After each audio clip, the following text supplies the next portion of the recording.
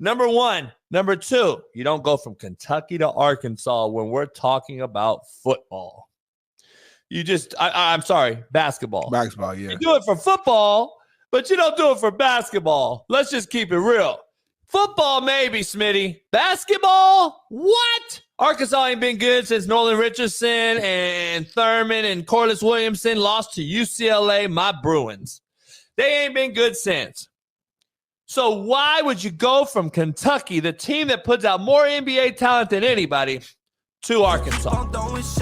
So, again, the whole thing to me is just so hilarious that it's not just that he was forced to take another job. It's that he's forced to go to Fayetteville, freaking Arkansas, because he didn't play this properly.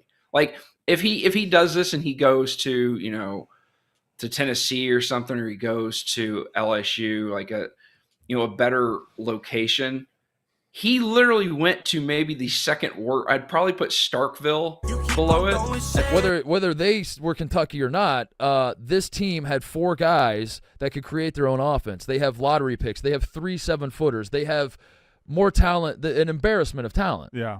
And that is exactly why this is why the sky is officially falling in Lexington, is because this was a vintage John Calipari team. I said coming into the season, if he this up, he's done. He has to be done, and not just fired from Kentucky. I think he's done in college basketball. Like, I don't know.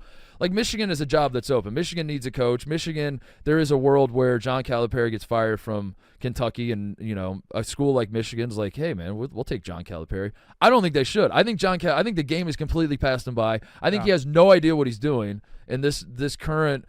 He doesn't have a leg up on anybody anymore. How if in a world where everybody can pay everybody and people can transfer, what advantage does he have? It's certainly not in-game coaching.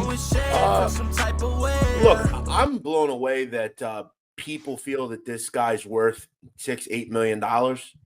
I've said before, the guy can't coach. He just can't. Let me pause. This is why I believe the reports about him thinking that the fan base would rally and that the boosters would rally to his support and choose him over Mitch. I think he was trying to show people to get back in their attention of, hey, I'm sad. I'm getting ready to leave. This is your last chance.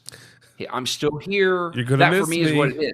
It was letting I'm people really know leaving. that he was still in Lexington, that he hadn't flown to Arkansas yet, that he wasn't talking to them at that moment about the job. He was still the average, everyday guy walking his dog down the street in Lexington. I'm one of you. You guys are crazy. You poop marshmallows and ice cream and all the other stuff. That's what it was. It was his last ditch effort to try to drum up some sympathy and hope that UK fans would suddenly get scared of, oh my God, he's really going to leave us.